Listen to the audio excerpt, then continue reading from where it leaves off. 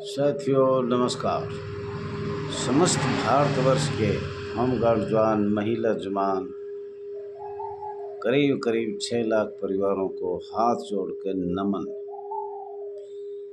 साथियों, आपको ये बताना चाह रहा हूँ, पूरे भारतवर्ष में होमगार्ड, गृह रक्षा बल, नगर सैन्य, गृह रक्षा वाहिनी, समस्त भारतवर्ष, जिला कमांडेंट, मंडलीय कमांडेंट, एसएसओ का तो चर्चा ही नहीं है, क्यों? वो तो राजा है किस्म से। सारी जो भी सरकार को अवगत कराता है वो माननीय एसएसओ ही करवाता है। और पुलिस का तो हमने बार बार बताया है कि 1861 को भूलना नहीं। 1961 100 साल पीछे जो कांग्रेस ने किया वो आपको बताया भी है और फिर भी बार बार बताया जाएगा। 1861 से 1961 में आपके होमगार्ड में, नगर सैनिक में, गृह रक्षा बल में क्या किया है, और इसमें दादर नगर हवेली का भी इतिहास पढ़ा जाएगा। जब तक बॉम्बे एक्ट जब समझ में नहीं आएगा, जब तक दादर नगर हवेली के बात नहीं करोगे, भारत की अनुसूची की बात नहीं करोगे। तो साथियों, खूब हमने रात दिन बारीकी से देखा, पूरे हिंदुस्तान के भ्रष्टाचारी देखा, होमगार्ड से हर महीने पैसे लेते देखा। सिर्फ जिला कमांडेंट 5% 100 में से ईमानदारी का है। उनकी कभी कोई भी चेक करे, मानी सिपाही द्वारा या जो संस्था भी करे तो कर सकता है, जिसमें 2% महिला कमांडेंट है और 3% जेंट्स कमांडेंट है। जो गरीब संस्था से पैसा नहीं लेना चाहता, ईमानदारी से ड्यूटी करता है। ये हमें भी पता है कि भाई सरकार का दबाव है, क्यों? अंग्रेजों का काला कानून है और इतनी भारी रिश्वत जा रही है, तो 5% तो ऊँट के मुंह में जीरा, उनको छोड़ दो। ये माफ़ी मांगता हूँ, मैं क्षमा चाहता हूँ। 5% जिला कमांडेंट को पूरे भारतवर्ष में छोड़ दो, बाकी सबकी सीबीआई निष्पक्ष जांच करवा कर देखो।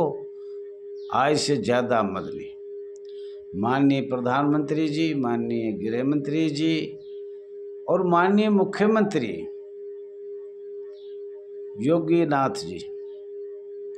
योगी जी,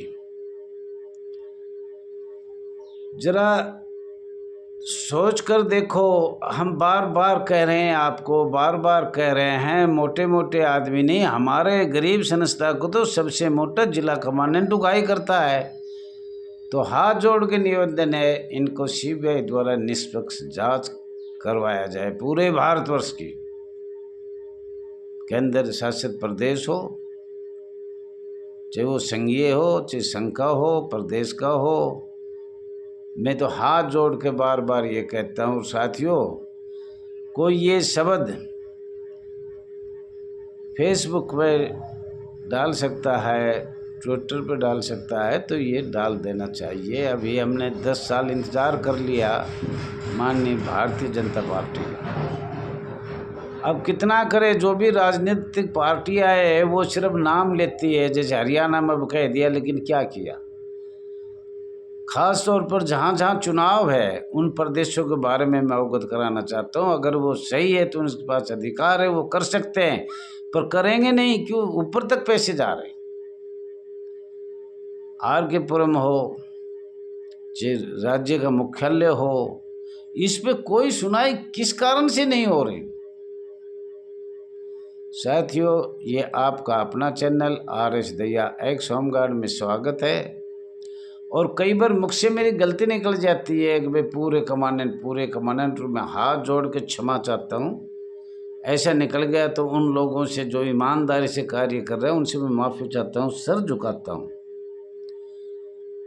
और ये वीडियो भी आप ध्यान रखना, ये चैनल की वीडियो है। बार बार तो शायद मैं भूल जाता हूँ, क्यों? 5% कम है, मैं बार बार भूल जाता हूँ, इसलिए मैं क्षमा भी चाहता हूँ। पुलिस वालों में तो 5% है भी नहीं, 2% है पुलिस वालों में ओनली पूरे भारत में। वो तो बहन चौथ मादर चौथ सिवाय तो गाली नहीं बकते। थाना में कोई से थाना में जाकर देख लो, आम होमगार्ड की तो मतबली नहीं है। माननीय डीजी होमगार्ड, आईजी, एसपी किसी से बात कर सकता नहीं, कर पाएगा, क्योंकि पहले नीचे वाले बड़े अधिकारी ठीक है सुनते भी हैं, मैं जानता हूँ, लेकिन नीचे वाले करे या ना करे उनकी जिम्मेदारी कौन लेता है। तो साथियों, कुछ तबीयत तो आज मेरी ढीली थी, पर मैं कुछ बताना भी चाह रहा हूँ। कल भी बताया था, परसों बताया था, हम नगर सैनिक, होमगार्ड, गृह रक्षक बल किस तरीके से गुलाम बनाए गए, बंधुआ मजदूर बनाए गए, भ्रष्टाचारी रिश्वतखोरी किसने चलाई।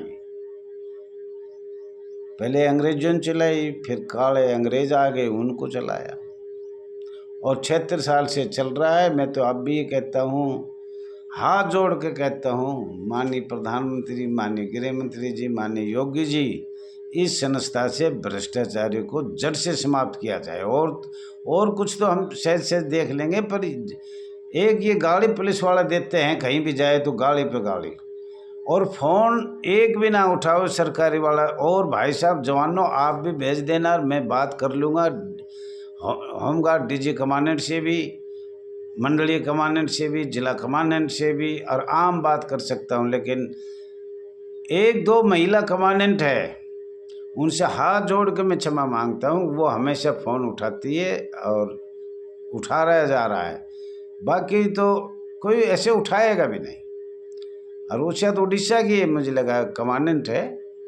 अच्छा है, हम विश्वास भी करते हैं, उसको चरण स्पर्श भी करते हैं। महिला है तो क्या है, इस देश में महिला ही आगे जा रही है, जेंट्स तो बहुत पीछे गए। साथियों, हमने बताया था कि भाई राज्यसभा प्रथम मीटिंग भारत के चुनाव 1951-52 में हुआ, और प्रथम राज्यसभा 1951 में हुई, इसके बारे में बताएंगे। परंतु हम कुछ बताना चाह रहे हैं। अंग्रेजों के काले कानून आईपीसी 1860 का 45 और 1860 का 45वां धारा 21 लोक सेवक में क्या अंतर है साथियों? आपके भी पास मोबाइल है, गूगल से देख सकते हो, फिर लिख सकते हो, बता सकते हो।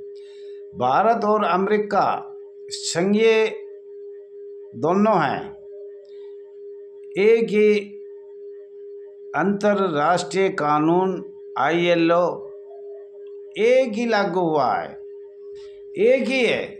जो भारत में है वो कानून अमेरिका में भी लगे हुए हैं, क्योंकि ये संघीय है। संघीय में केंद्र सरकार अपना पूरे भारत में कब्जा करना चाहती है, अधिकार करना चाहती है। तो अमेरिका का, अंग्रेजों का तो भी आ रहा है, अमेरिका से भी आ रहा है। हम तो चाहते हैं कि अमेरिका से क्या संबंध है, इतनी साल हो गई गुलामी के टाइम से, जब भारत आज़ाद न हुआ है, जब से, उससे पहले ही ILO बना, अंतर्राष्ट्रीय कानून बना, और जो हमारे सरकार ने लागू किया, अस्थाई बनाया आज़ाद भारत में। मध्य प्रांत एवं बरार सेंट्रल एक्ट XIV मतलब 14 अमेंडमेंट किया गया, और बॉम्बे एक्ट 1947 का 11 धारा 11, ये दोनों पढ़ने की कोशिश करो, आपको बॉम्बे एक्ट मिल जाएगा। और नहीं है तो कभी दिल्ली आओ, हम बता देंगे निकाल कर भी, यहाँ तो खर्चा हो रहा है और हो जाएगा। साथियों, ये ध्यान 1940 का रखना, स्थायी आदेश का मैं कभी कभी बात में भूल भी जाता हूँ। राष्ट्रीय श्रम आयोग, श्रम कानून, मध्यस्थता बोर्ड, न्यायालय अधिनियम 36 धारा 9 द्वारा उपधारा 10/3/1957 में प्रतिस्थापित किया गया था। सबसे अहम बात है इस पॉइंट में, आपकी गुलामी की इसमें पूरी आ जाएगी। जो भी आप देखना चाहें देख सकते हो। और अंतर पूछा है, अब मैं बता भी देता हूँ, इसका उत्तर भी दे देता हूँ। IPC 1860 का 45वां की धारा 193 228 अर्थ में न्यायिक कार्यवाही समझा जाएगा। न्यायिक मतलब न्याय कार्रवाई समझा जाएगा। वैसे तो मैं बता दिया हम अर्धसैनिक बल हैं और मैं जो बोल लूँ सो सरकार सब समझ रही है, एक दैया जी क्या कहना चाह रहा है, लेकिन होमगार्ड की समझ में नहीं आ रहा। कुछ महिला भी है, एक दो चार जेंट्स है, कुल मिलाकर पूरे भारत में 5 महिला 5 जेंट्स है, उनकी नफरी भी बहुत कम है। और बाकी तो ऐसे ही हैं जी, इसका होगा मेरा होगा, नहीं होगा मत होगा तो ऐसे चल रहा है। अधिकारियों से मिलते हैं, अधिकारियों को पैसे दे देते, उसको कमान मिल जाती है। श्रम न्यायाधिकरण, सुनना ध्यान से, ये भी श्रम न्यायाधिकरण या राष्ट्रीय न्यायाधिकरण के पीठासीन अधिकारी भारत दंड संहिता 1860 का 45वां की धारा 21 का अर्थ लोक सेवक समझा जाएगा। ये समझ गए आप लोग? नहीं समझे तो दोबारा बता दूंगा। 1950 के अधिनियम 48 की धारा 34 और अनुसूची द्वारा स्थापित किया गया है। ये सब नगर सैनिक होमगार्ड की बात चल रही है, गृह रक्षा बल की चल रही है। इनकी धारा जब खोल के बताएंगे, जब आपको पता लगेगा किस धारा से 1860 पक्का हुआ 45 और किस से हम स्वयंसेवक रखा गया। आईपीसी 1898 का 5वां की धारा 480, 482, 484 के स्थान पर प्रतिस्थापित किया गया 21/8/1984। मध्यस्थ या संबंधित अन्य पदाधिकारी ठीक समझे, अन्य पदाधिकारी ठीक समझे। ये बहुत आसान है जो मैं बोल रहा हूँ, इसको ध्यान से पढ़ोगे तो आप समझ में आए। 1956 के अधिनियम संख्या 36 की धारा 9 द्वारा उपधारा 10/3/1957 के स्थान पर प्रतिस्थापित कर दिया गया। और दिल्ली होमगार्ड वालों से मैं हाथ जोड़ के प्रार्थना करता हूँ, दिल्ली होमगार्ड नियम देखा जाए, नोटिफिकेशन देखा जाए, नोटिफिकेशन में उसमें खास तौर पर नोटिफिकेशन आए तो 1881 देखा जाए, 1898 में देखा जाए नोटिफिकेशन में क्या है। 60 साल भी है, लेकिन 60 साल पैसे वालों का है जो पैसे देते हैं, क्योंकि 1946 से केंद्रीय सरकार राज्य सरकार का साझाधिकार हो गया था और केंद्र सरकार का पूरा अधिकार हो गया था। भारत के सबसे बड़ी पंचायत में लोकसभा में संशोधन किया जा सकता है। भारत के संविधान के अनुच्छेद आईपीसी, भारत के संविधान के अनुच्छेद 309 संशोधन किया जा सकता है। स्वयंसेवक आईपीसी धारा 21 गृह रक्षा बल नगर सैनिक एवं अनुच्छेद 239 केंद्रीय राज्य सरकार दिल्ली का अधिकार है। थैंक यू साथियों, ज़्यादा से ज़्यादा शेयर करना, लाइक करना, कमेंट करना। माफ़ी चाहता हूँ कोई गलती हो तो। जय हिंद, जय भारत।